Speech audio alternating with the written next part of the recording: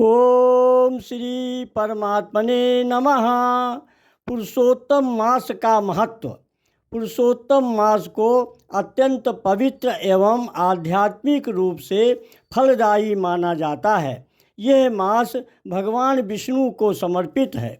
इस अवधि में श्रीमद् भगवद गीता के 15वें अध्याय पुरुषोत्तम योग का पाठ करने से सामान्य दिनों की अपेक्षा कई गुना अधिक फल प्राप्त हो जाता है। गीता के 15वें अध्याय के अति महत्वपूर्ण 5वें श्लोक में भगवान कहते हैं कि निर्माण मोहा जित संग दोषा आध्यात्म नित्या विनिमृत काम द्वंद्वै विमुक्ता सुख दुख सज्जै गच्छन्ति मूढ़ा पदव्ययं तत्।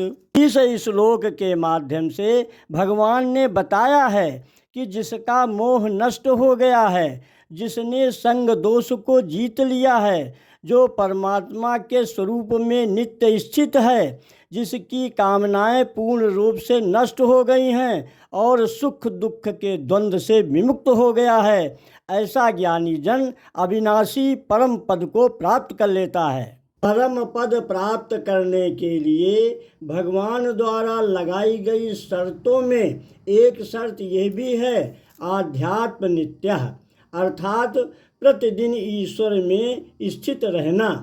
अब जरा विचार कीजिए कि कर्मयोगी के लिए पारिवारिक जिम्मेदारियों के निर्वहन करने के लिए कितना अधिक संघर्ष करना पड़ता है। फिर प्रतिदिन ईश्वर में लीन रहने से वह अपने कर्तव्य कर्मों का निर्वहन कैसे कर पाएगा? इसका समाधान ये है कि परिवार को चलाने के लिए जरूरी सभी कर्मों को ईश्वर के ही कर्म मान लिए जाएं कि मैं जो कुछ कर रहा हूँ वो सब ईश्वर का ही कर्म है। तब भगवान द्वारा लगाई गई आध्यात्म नित्य की शर्त पूरी हो जाएगी और कर्मयोगी को बड़ी आसानी से परम पद प्राप्त हो जाएगा। इसलिए गीता पढ़ो, परम पद प्राप्त करने का सरल मार्ग समझो। हरि ओम तत्सत, हरि ओम तत्सत, हरि ओम तत्सत।